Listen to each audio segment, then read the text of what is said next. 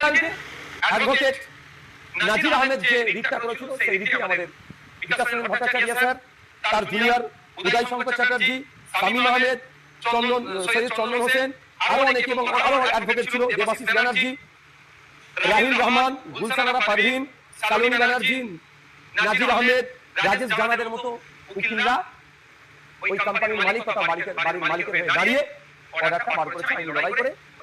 সমস্ত আর্গুমেন্টটাই senior most আইনজীবী আমাদের বিকাশ স্যারই তিনি করেছেন। বিষয়টা হচ্ছে এটা কেন তৃণমূল কংগ্রেস বিচারিতা করছে, এটা কি মমতা ব্যানার্জি কোর্টে গিয়েছিল বলে হয়েছে? আমি জানতে চাইছি মমতা ব্যানার্জি এটা কোর্টে গিয়েছে অর্ডার করতে। আর সাথে সাথে দুটো জবাব আমি দেবো। যখন গুলিরাজ চলছিল সবাই ভয়ে আশপাশে দাঁড়ায়নি, কেউ যায়নি তাদের পাশে, বিভিন্ন রাজনৈতিক দল আছে কেউ সেখানে পৌঁছায়নি। আমি সিপিএম এর সমর্থন নিয়ে আইএসএফ এর প্রার্থী তারপরের দিনে আমি ওখানে পৌঁছে গিয়েছি, সেখানকার মানুষের সাথে কথা বলেছি। কিন্তু আমি যখন পৌঁছেছি মানুষের সাথে কথা বলেছি, মানুষের ভয় তাহলে কিছু যখন ডাকতে শুরু করেছে, তৃণমূলীরা কি বলছে গিয়েছে কিছু হবে না, কিন্তু আমি তাদের কথায় পাত্তা দিই। আমি ফিরে আসছি আইনি লড়াই করতে এবং বলে এসেছিলাম মাঠে ময়দানে গণতান্ত্রিক প্রক্রিয়ায় লড়াই হবে, আইনি লড়াই হবে। প্রথম আইনি লড়াইয়ের জন্য ছুটে গিয়েছি কোর্টে, বিকাশ স্যারের সহযোগিতা নিয়েছি, আইনি লড়াই আসতে করেছে। এখন তৃণমূলীরা কি বলবেন প্রশ্ন এখানে আমি একটু অনুরোধ করবো, এখন যদি মনে করেন আপনারা 15 বছর ক্ষমতায় আছেন ভুল হবে, আসুন না আপনারা বিরোধী প্রধান বিরোধী দল মানুষের সাথে কথা বলুন, মানুষের হয়ে কথা বলুন। আজকে মানুষ আতঙ্কিত কুরবানি উপলক্ষে কি করবে না করবে, এটা সম্পূর্ণ মিথ্যা কথা। এনারা কিচ্ছু করতে পারেনি।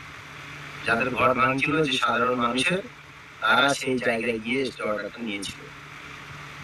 এবারে নিয়ে এখন বলছে যে মমতা ব্যানার্জি কেন চুপ করে আছে 80টা সিট নিয়ে।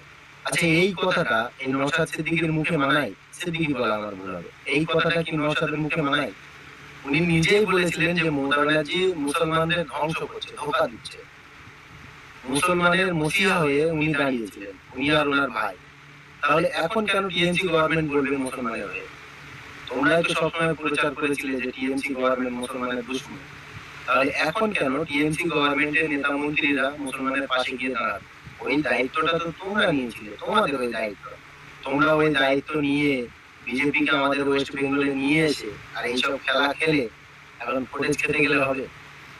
মিথ্যা কথা মানুষ বলে, কিন্তু এত চরম ভাবে মিথ্যা কথা বলা অন ক্যামেরায় এসে এগুলো আমরা এখন দেখছি 2021 থেকে। এখন আপনারা দেখেন যে সিপিএম এর সাহায্য নিয়ে উনি ওখানে গিয়েছিল, সেই সিপিএম এর একটা নেতা উনি স্টে অর্ডার হাতে নিয়ে ঘুরছে। এটা দেখেন, আপনারা শুনেছেন বিকাশদার কাছে, বিকাশদা গেছিলেন কোর্টে গেছিলেন বিকাশ ভট্টাচার্য, পশ্চিমবাংলায় তফসিলাতে বুলডোজার কাজ চলতে দেবো না আমরা। এখানে জাভেদ খানের ছেলে যা পাপ করেছে তার শাস্তি এখানকার গরিব মানুষকে পেতে দেবো না। স্টে অর্ডার হাতে নিয়ে ঘুরছে।